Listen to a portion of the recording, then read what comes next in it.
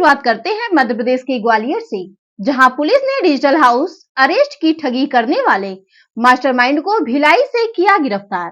खबर के बारे में विस्तार से जानेंगे, उससे पहले लेंगे एक छोटा सा ब्रेक के बाद जल्द हाजिर होंगे। इस खबर के प्रायोजक हैं फास्ट को। जल्दी हो जाना तो फास्ट को बुलाना। बाइक से लेकर लग्जरी कार सेल्फ ड्राइव पर उपलब्ध। ग्रुप ट्रेवल के लिए लग्जरी बस भी उपलब्ध। सबसे सस्ता एक बार सेवा का मौका अवश्य दें। व्हाट्सएप करें 9044808808।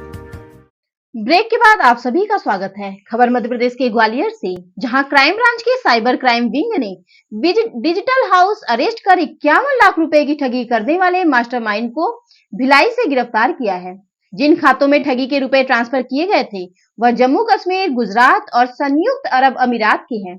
पकड़ा गया मास्टरमाइंड MCA किया हुआ है। वह मास्टर्स इन IT है एवं उसके द्वारा UAE में कंपनी खोली गई है। देखें ग्वालियर से district bureau chief weekly Neeraj Handa की रिपोर्ट। इसके बाद फर्दर एक एप्लीकेशन डाउनलोड कराई गई और उनकी स्क्रीन शेयर की गई और स्क्रीन शेयर करने के बाद उनको कुछ इस प्रकार की जो एनफोर्समेंट एजेंसी के नोटिस रहते हैं वो दिखाए गए कि आप इस केस में सहयोग करिए, नहीं तो आप भी गिरफ्तार हो जाएंगे और पूरा परिवार आपको गिरफ्तार होगा। तो लॉ एनफोर्समेंट एजेंसी का जो भय क्रिएट किया गया उसके कारण महिला वृद्ध थी और वो दबाव में आ गई। वो दबाव में आने के बाद वो बैंक में गई और अपने अकाउंट से जो अकाउंट साइबर फ्रॉड के क्रिमिनल्स ने शेयर किए थे उन अकाउंट्स में अपना पूरा फिक्स डिपॉजिट 51 लाख रुपए का ट्रांसफ़र कर दिया। क्योंकि पूरे परिवार को भय दिखाया गया था, उनको अपनी सुरक्षा का भी खतरा लगा। 2 दिन तक वो ये जानकारी शेयर किसी के साथ नहीं की थी। आरोपियों के द्वारा ये भी उनको बताया गया था कि वो अपने कमरे से बाहर न निकले और किसी को फ़ोन भी ना करें। तो उस मानसिक स्थिति में जब पड़ोसियों को जानकारी मिली तो उन्होंने पुलिस से संपर्क किया। इमीडिएटली इस घटना की संवेदनशीलता को देखते हुए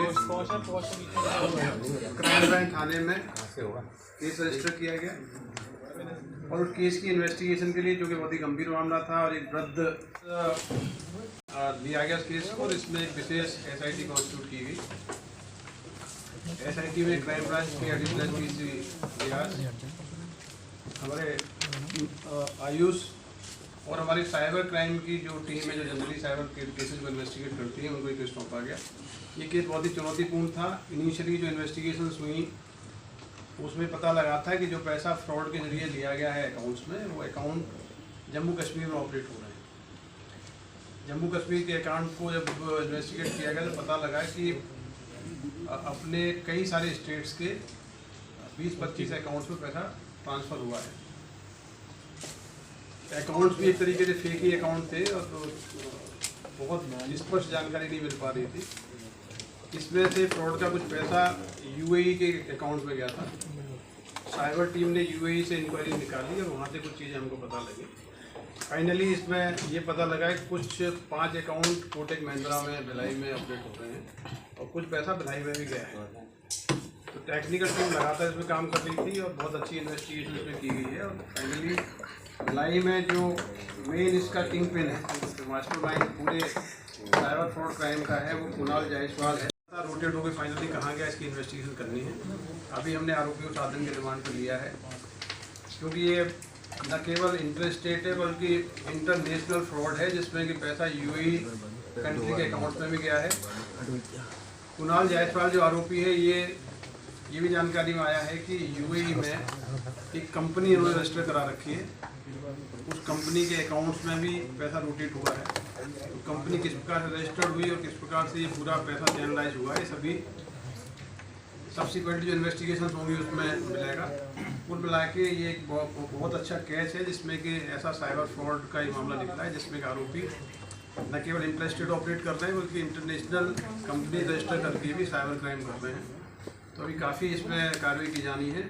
हमारी क्राइम देखिए, ये बेसिकली एक साइबर किडनैपिंग या दूसरी भाषा में बोलें तो डिजिटल हाउस अरेस्ट का मामला है। इसमें एक रिटायर्ड महिला को एक दिन कॉल आया और उनको कहा गया कि उनकी जो सिम है फेक ID पे ली गई है और उसकी ID का उपयोग कई प्रकार के क्रिमिनल ऑफेंसेज में हुआ है। बेसिकली महिला को डराया धमकाया गया और उसको इस मानसिक कंडीशन में ले जाया गया कि वो मजबूर करके उनको अपने अकाउंट से जो उनका 51 लाख रुपए का एफडी था, तो एफडी तोड़ने के बाद उन्होंने फेक अकाउंट्स में जो दिए गए थे उसको ट्रांसफ़र किया है। तो ये इंटर स्टेट साइबर फ्रॉड का केस है। इसमें जैसे ही सूचना पुलिस को मिली, साइबर थाने में, क्राइम थाने में एफआईआर रजिस्टर हुई। ये बहुत ही सेंसिटिव केस था जिसमें रिटायर्ड महिला को साइबर फ्रॉड में प्रेशराइज करके उसका पूरा अकाउंट खाली करा दिया गया था। इसमें जो विशेष टीम बनाई गई थी उस टीम को लीड कर रहे थे एडिशनल एसपी क्राइम रियाज और उनकी पूरी साइबर की टीम।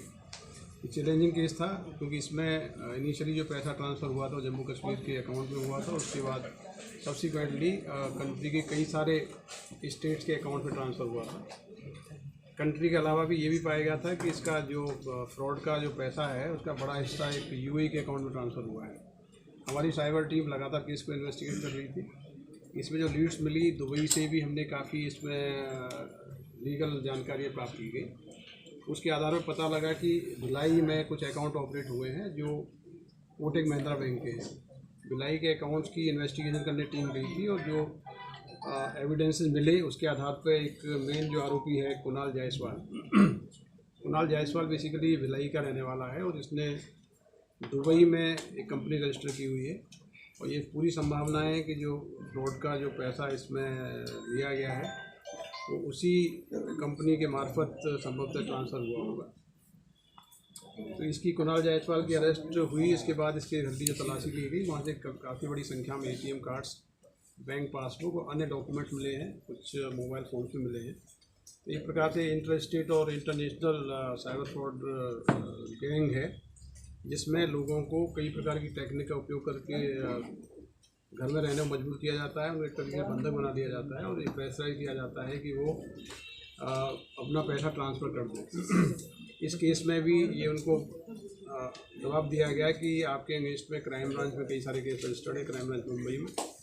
यदि आप लोग कोऑपरेट नहीं करेंगे तो एनफोर्समेंट एजेंसीज के जो नोटिस होते हैं उनका प्रारूप उनको शेयर किया गया और लगातार उनको गिरफ्तारी का भय दिखा के, उस भय में दिखा के उनके द्वारा उनकी जो 51 लाख रुपये की पूंजी थी उसको ट्रांसफ़र कराया गया है।